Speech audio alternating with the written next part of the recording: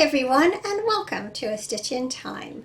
Today is Friday, the 4th of December 2020, and this is episode 163. I'm Carol, also known as Knits and Pearls on Ravelry, and I am coming to you from my home in the Fraser Valley of British Columbia, just a short drive east of Vancouver.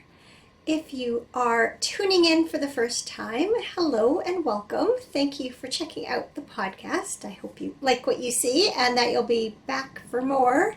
And if you are a returning viewer, hello again and welcome back. I'm so pleased that you have chosen to come by once more to spend some time with me. An enormous thank you to all of you who have taken the time to reach out to me during this past week, especially over the past couple of days.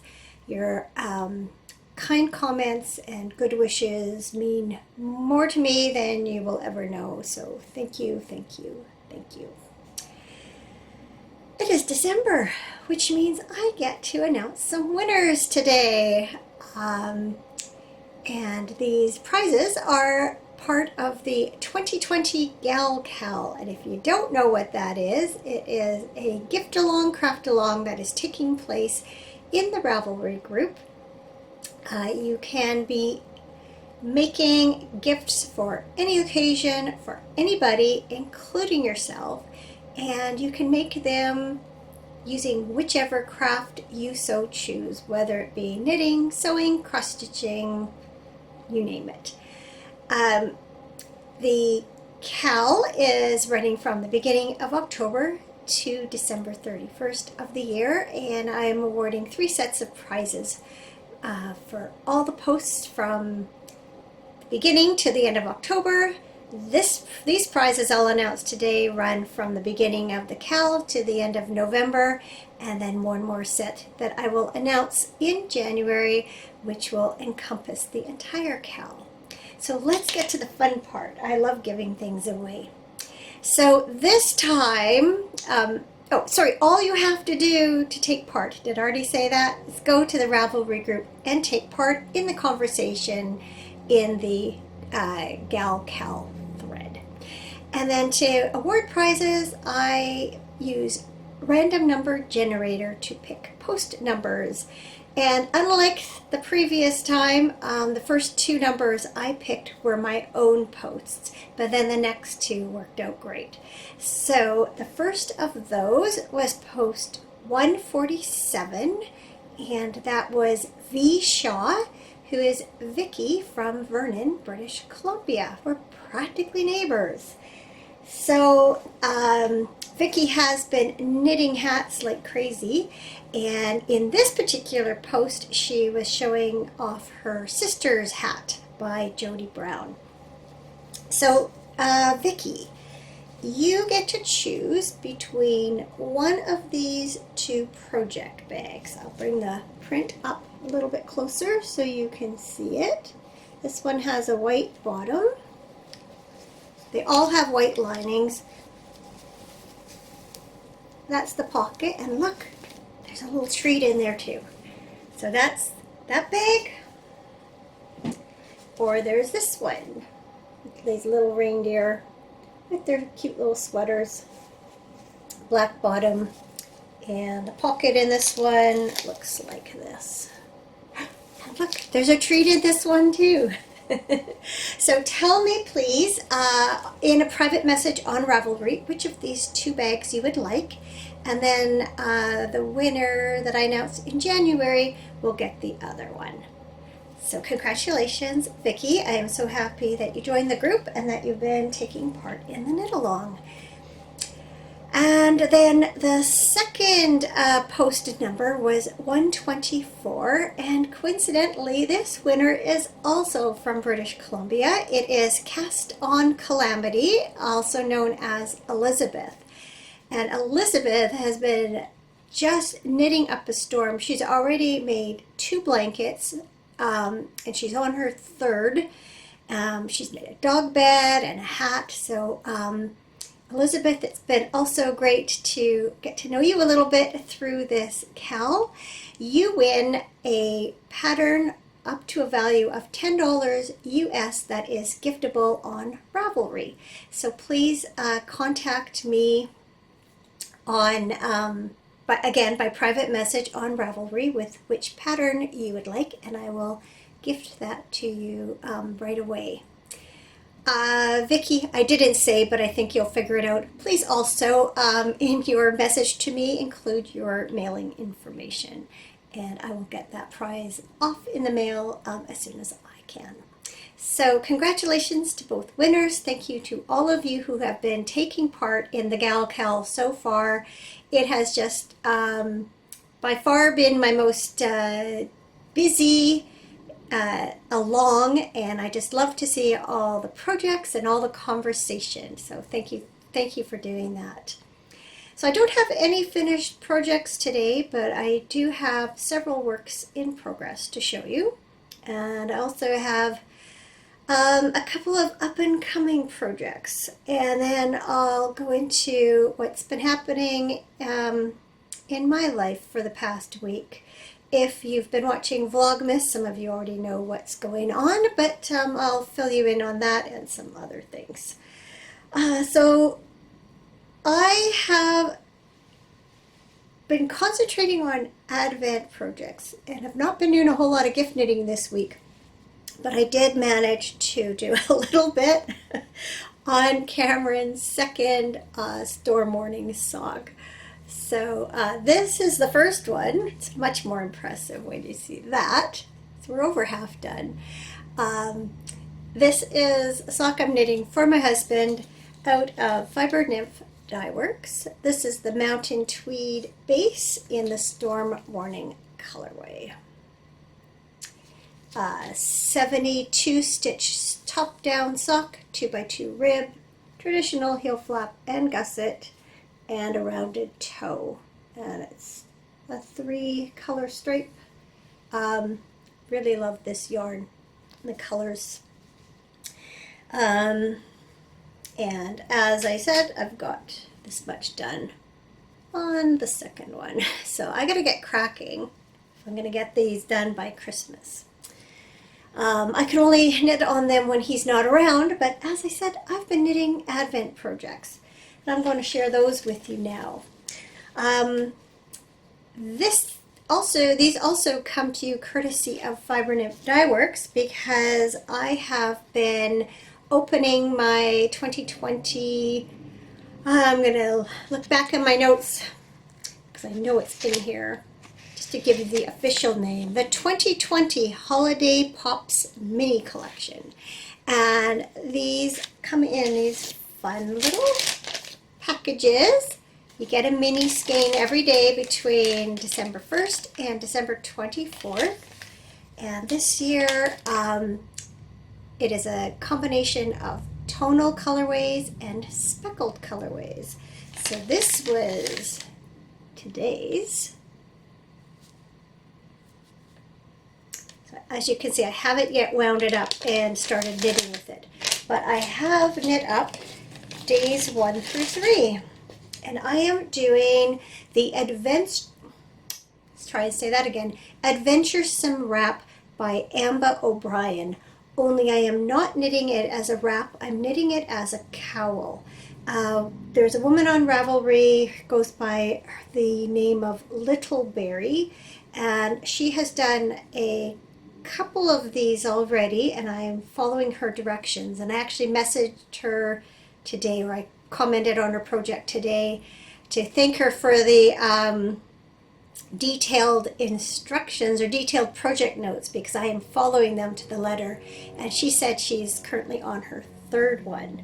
So anyway, this is what mine looks like so far. So there was day 1, day 2, day 3. So let's bring that in a little bit closer so you can see it in all its glory. I am using some Shibui sock in, I didn't write it down, I don't think. I think it was color 6, called, I don't know, it's in my project notes. It's black. Some black Shibui sock, and actually it matches up, the yarns look very similar to each other. I'm not sure if you can tell. They have very similar twist and gauge. Although this one is 100% merino, unlike this, which is a blend. So anyway, yes, coming along nicely. Now, I did point out in Vlogmas that this row here I was supposed to knit on the wrong side instead of purl. Other than that, I think I'm mistake-free, although I did have to fudge an increase at one end after this particular section. I don't know why I'm telling you that. You'll never know unless I told you. Anyway, enjoying this project so far. It has a few rows where there has a row here where you increase a bunch of stitches and then you decrease them over the next few rows. So you definitely have to be paying attention. That's not a bad thing. It keeps it from getting too boring, and of course the color changes make it really enjoyable too. So yeah, enjoying I love this whole idea of doing an Advent project, and I get such a kick out of opening the minis every day. So let's just show you how that is going to look next to this stripe. And my guess, based on this, is that we're going to continue to go solid speckle, in which case I'm going to guess maybe tomorrow's color will be green, but only Lisa of Fiber Nymph Dye Works knows for sure. Because I am only doing the cowl version of that pattern, it means that I have enough yarn left over to do some scrappy Advent socks like I did last year.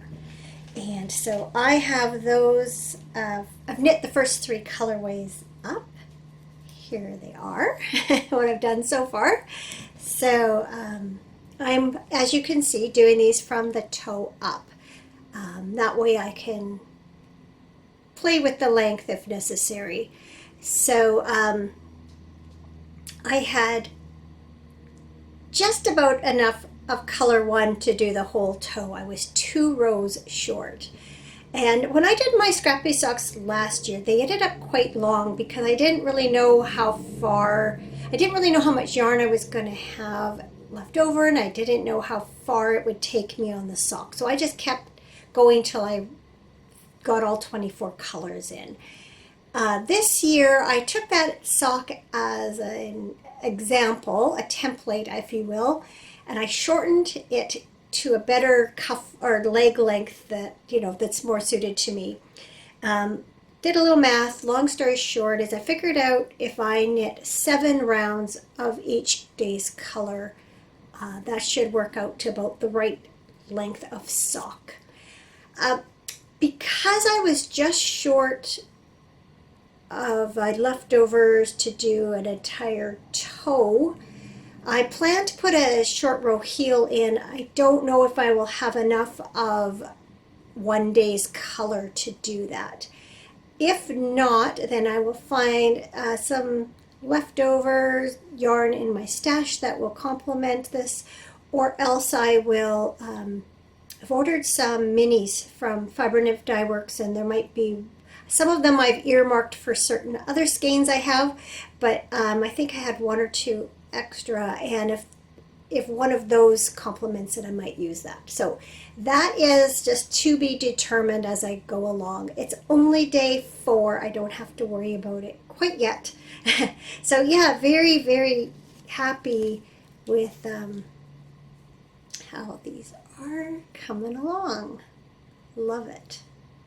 Love the colors so far. Aren't they pretty? They're just so pretty. When I opened up that purple the first day, I was like, oh, it's one of my favorite colors. In case you haven't figured that out if you've been watching for a while. Anyway, so totally enjoying my Advent projects. Now,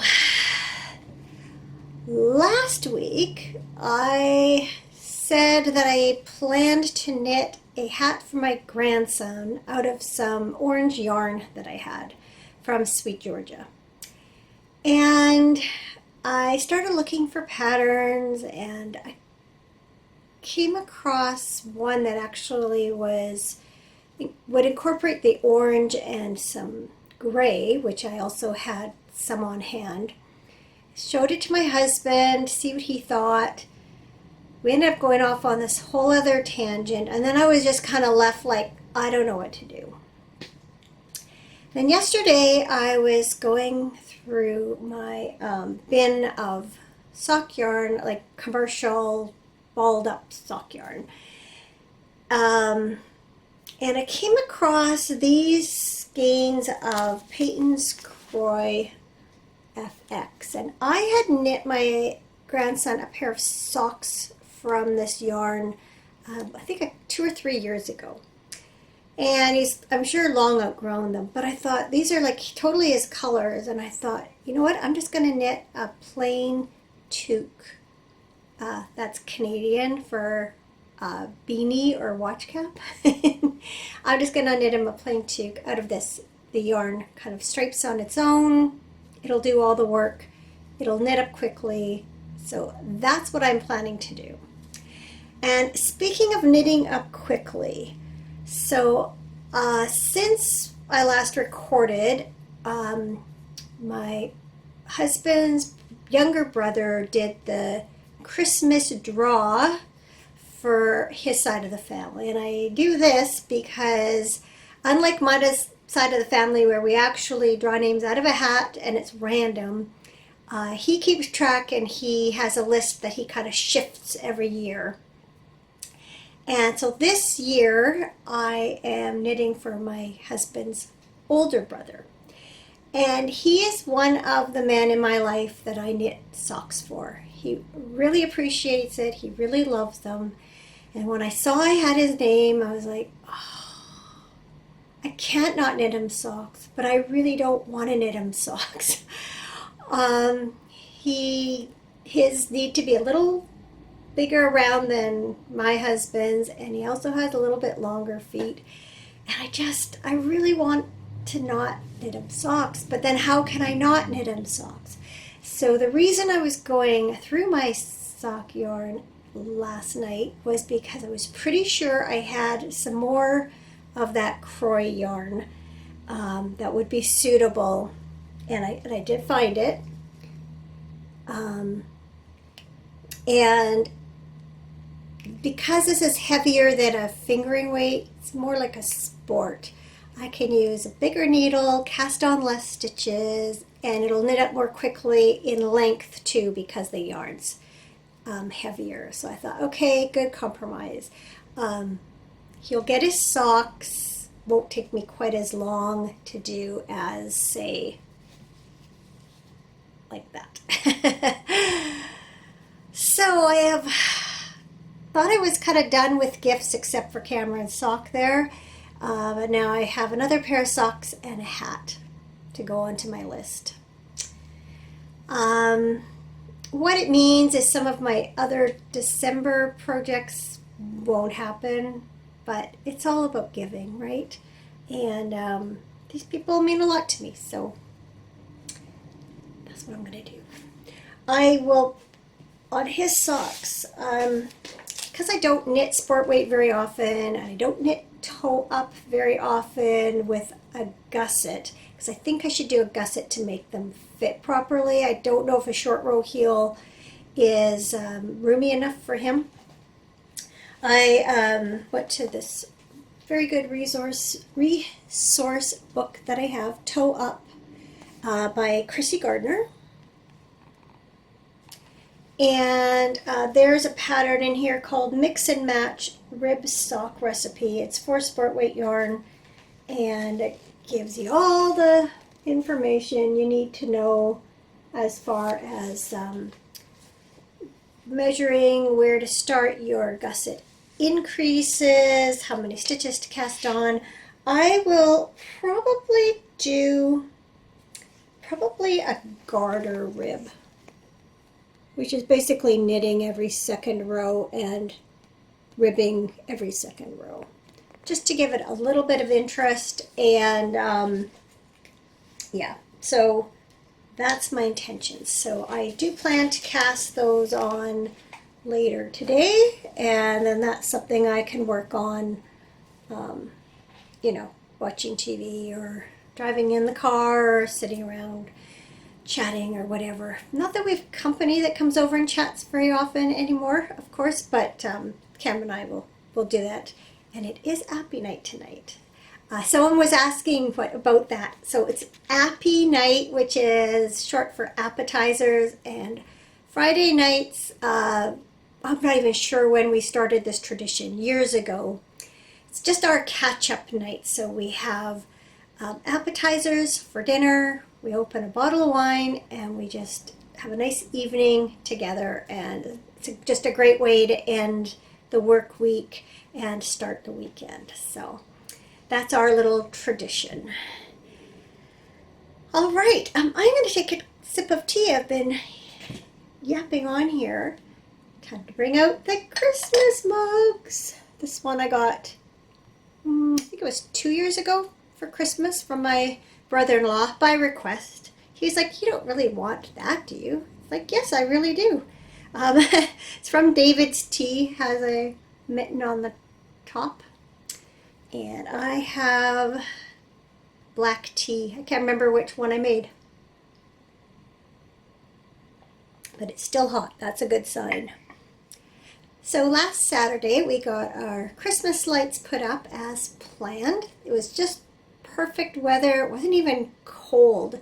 Some years we've done it and it's just been absolutely freezing. It was really nice on Saturday and they went up pretty smoothly, except that somehow the diagram I had drawn didn't quite match up to what we had. So it took a little bit of fiddling around to figure out how to get all the extension cords connected so that we could plug that one section of lights into one socket and have it work, which we finally did figure out. So we've got the craft room window and the upstairs bedroom window, they plug into one socket, and then the rest, except for the garage, go into another, and then the garage one, it just plugs into the garage. So, and then the sockets are connected to our outdoor lights. So if the power is on in the lights, then the Christmas lights go on, which normally is not an issue because we've always just turn on our lights, you know, when it starts to get dark. But this past year, we bought some sensory lights that we keep the light switches on all the time, and then when it gets dark, our outdoor lights go on automatically. Well, we can't do that this year because otherwise the Christmas lights would be on all the time. So I am having a tough time retraining myself. Usually it's like pitch black before I remember, like, oh yes, I have to go turn the lights on. And then we had a little mishap by, well, that's not quite the right word, but I was putting up the lights on around the garage door. And we had the door open initially to get the ladder out to go put the other lights up, and then I had it open and closed a few times, trying to make sure that the door didn't crush any of the lights coming down, and B, that it would close properly. So I'm not sure what happened between then and later, but Cameron went into the garage that evening and he saw a mouse. And so then we realized that the garage door was open just a little bit. It was like, hey, come on in. We've got food, we've got birdseed, come help yourselves. So we cleared all of that stuff out of there to just as a precaution. And then the next day we went and bought a couple of mouse traps. And it wasn't that day, but I think it was the next, and we caught a mouse. We've kept them up. So far it doesn't look like there's been any more activity in there.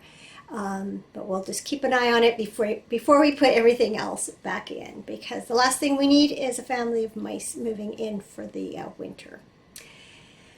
This weekend we are going to put up the Christmas tree and start decorating the house for Christmas. That's early for us. I usually don't like to have the tree up till about a week before Christmas, and then I like to leave it for a couple weeks after Christmas. But this year, I think it's different than other years. I feel like we're really going to want something to put us in the Christmas spirit. We do have two little small trees that sit on either side of our fireplace downstairs. They're already decorated and they have lights on them. So all you literally have to do is put them there and put the lights in. So those are up. But that's all we have so far inside for Christmas decorations. So that'll change over the weekend. I'm looking forward to that. I've seen on some Vlogmas episodes, and some people have their house decorated, and it's really makes me want to do that too. Speaking of Vlogmas, I have started doing that. So today's day 4. So I've recorded some segments for that. It should go up right around the same time as this episode. So those of you who have been watching know that sort of the biggest news around here this week is that COVID-19 has finally hit close to home for us. And on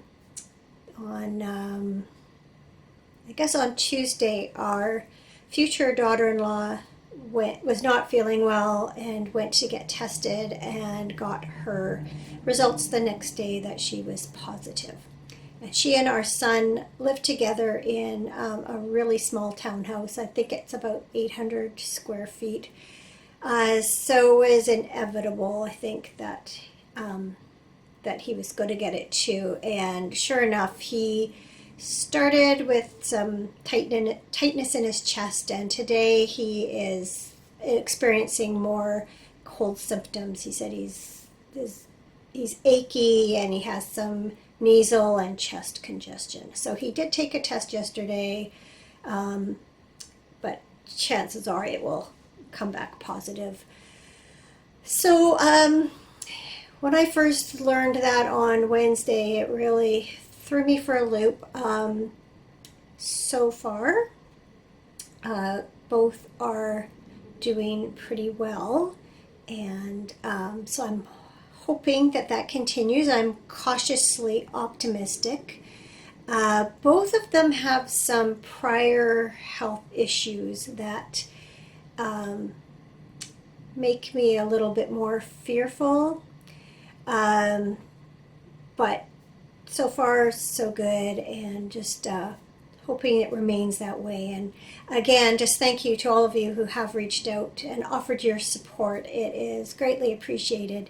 It's such a scary and unpredictable virus because some people have experienced, no or very mild symptoms, and as we know, others, even young people, get critically ill.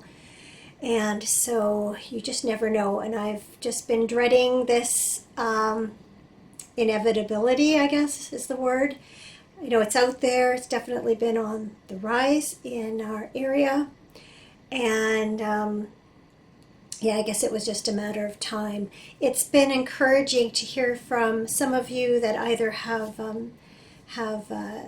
had the virus yourselves or know people that have and have had very good outcomes. So I definitely am encouraged by your stories.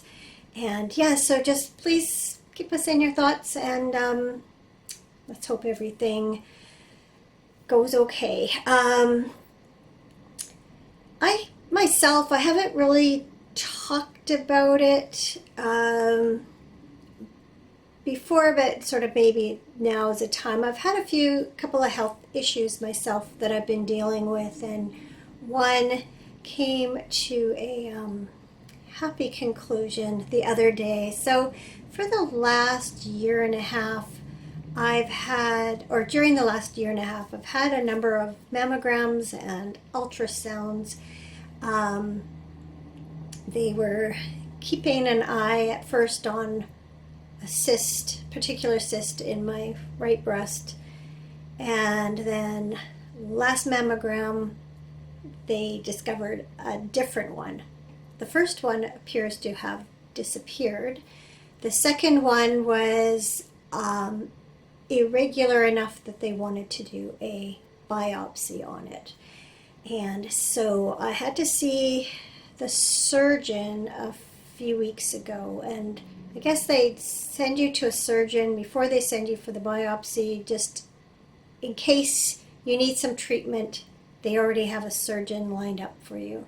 So when I saw her, she was highly confident that it was not malignant. And so I didn't feel too apprehensive about that aspect of it, but I was really nervous about the whole biopsy process. So my appointment was Monday, and I went in and they were doing the ultrasound, and the first technician was having difficulty and went to get somebody else to help her. And it turned out part of the reason the first person was having difficulty is because she wasn't seeing what she was looking for. And what had happened is that this particular cyst had shrunk by about half. And so they brought in, so I was told smaller's better. And then they brought in the big boss, and he looked at it. And long story short, I didn't need to have a biopsy. It appears that my body is dealing with it on its own, and I just have to go for a 3-month follow-up. So that was very good news. I came out of there with a smile on my face. My mom is a breast cancer survivor, and so it has touched our life very personally. And even though it does not appear to be familial, she has 7 sisters. None of them have had breast cancer. I have one cousin that I know of that has. None of my sisters. It's still something that's always on your mind. And yeah, it's been kind of a rocky road the last year and a half or so, because you try not to worry, but you can't help but worry till you know there's nothing to worry about. And then in addition to that, a couple of months ago, we had a lot of the smoke from the wildfires that had come up from like California and Oregon, and hung around here, kind of went away and then came back. And it was made even worse by a pier fire, like a fire on a pier in a city about an hour's drive west of us. An old pier, so there's a lot of chemicals like creosote and that went into the air from that. And I really felt it at the time, and ever since then I've had issues with my breathing, to the point that I've been using inhalers to treat it. And so the idea was that I was supposed to use this twice a day until my symptoms disappeared, and then go down to once a day for 2 weeks, and then be off it and just have it in case I had a reoccurrence. But what happened is when I started weaning myself off it, the symptoms came back. So now I'm still on it twice a day. I have appointment with an allergist coming up. I also have an allergy med. So they're trying to figure out what's triggering it and how I might mitigate that. So that's been an interesting thing. It's mild in all cases. I've never had an asthma attack that to the point where I just absolutely can't, I can't breathe, that I'm gasping for air. It's mild, but it's enough that I can't always take a full deep breath the way I should be able to. So yeah, we'll see what see what happens there. I've always thought that I have thought for a long time that I have mild asthma because just have had brief episodes of trouble breathing, like during if I have a cold, for instance. And in the past couple times I've had inhalers temporarily just to get me through that. So in a way I'm not surprised. What I am surprised about is that it didn't go away with treatment like it has before, and that it's become an ongoing thing. So we'll deal with it. What else can you do? On a happier note, my something good for this week is that today my sister and her husband drove Christmas and birthday gifts up to my mom's place, played Santa Claus. So my mom lives about a 3 hours drive from here. Long ago, even before our tighter COVID restrictions went into place, she had already made the decision that she was not going to come down here for Christmas like she normally does. And so we wanted a way to get Christmas to her. So they made the drive up. They made it there safely, have turned around and come home. But they didn't tell her that they were coming, so it was a complete surprise. And it just feels good to know that she has all her things. And even though we can't physically be together, I'm sure we'll do some kind of video chats with her on Christmas Day. But everything's been safely delivered. And then some of us down here have been playing Santa Claus on her behalf, buying some things for our other family members and getting them to them and stuff. So it's just been, again, a different year, but we're finding a way to make things happen. So I think that is it for this week. So if you're interested in Vlogmas, I plan to record every day unless life happens, which given the situation, who knows. But you can get them, of course, on YouTube, but also I will be posting every episode on the blog and in the Ravelry group under a Vlogmas 2020 thread. So you can look for them there. Feel free to leave comments. Just a heads up that just because it takes, it becomes a lot if I am recording every day and then trying to keep up with responses to comments. I will definitely read them all. I'll leave you a little heart if you are on YouTube and a love if you comment in Ravelry. Of course, if you ask a direct question or the odd time, I will definitely respond to a comment. But in general, while I do try very hard to respond to all comments on regular episodes, Vlogmas, I just give you a general thank you for watching and thank you for commenting, just know that I do read everyone and I do appreciate the time you take to touch base. I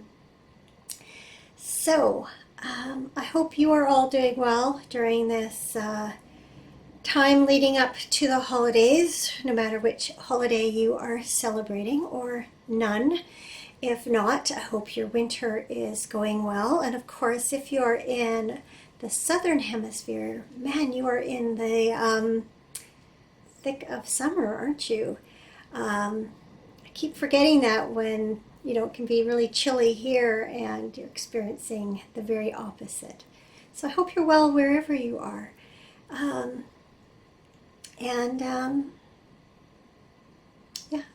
just... I'm running out of words. Please take care. Thank you so much for watching, and I will see you again soon. Bye.